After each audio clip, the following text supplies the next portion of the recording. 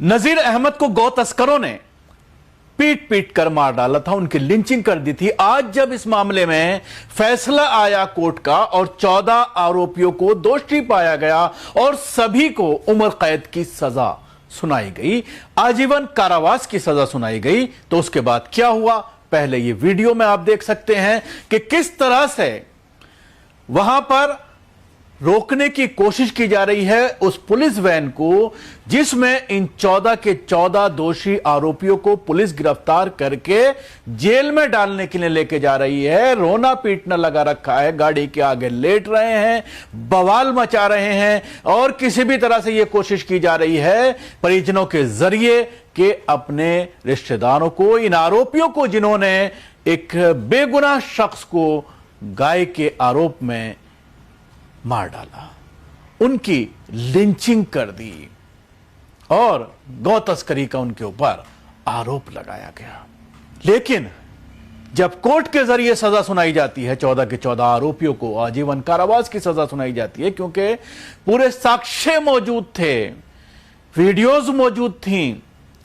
अक्सर यह देखने में आता है कि हिंदूवादी संगठन खुद ही लिंचिंग करते हुए वीडियो बना करके सोशल मीडिया में डालते हैं, लेकिन कई बार यह देखने में आता है कि बहुत सारे जज ऐसे हैं जो उसको नजरअंदाज करते हैं और पहलू खान जैसे मामलों में आपने देखा होगा कि उल्टा आरोपियों के ऊपर जो केस दर्ज किए जाते हैं उनको जायज ठहराया जाता है कोर्ट के जरिए। लेकिन भला मानिए शिवनी की इस कोर्ट में बैठे उन जजों का जिन्होंने इंसाफ किया और लिंचिंग में जिस तरह का ये ऑर्डर दिया गया है, जिस तरह के ये कोर्ट के जरिए ऑर्डर पारित किया गया है, वो एक मिसाल है।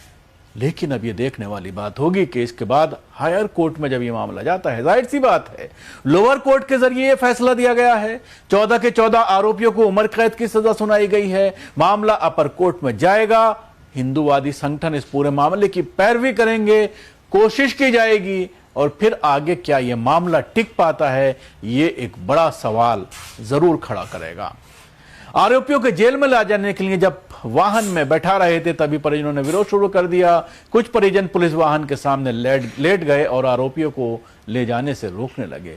पुलिस और परिजन के बीच धक्का मुक्की और छीन झपट भी देखने में आई। परिजनों ने वाहन को हाथों से रोकने की भी कोशिश की। काफी मशक्कत के बाद पुलिस ने स्थिति पर काबू पाया और सभी दोषियों को जेल रवाना कर दिया गया। परिजनों का कहना है कि कुछ लोग बच्चों को बहलाकर गौ सेवा के उद्देश्य से ले जा रहे थे, लेकिन यह घटना हो गई। लेकिन सवाल यह है कि जब उस बेगुनाह नजीर अहमद को भीड़ ने घेर कर लातों और डंडों से कुचल कुचल कर मार डाला था, तब इन लोगों की इंसानियत कहां चली गई थी? इंसानियत पूरी तरह से मर गई थी।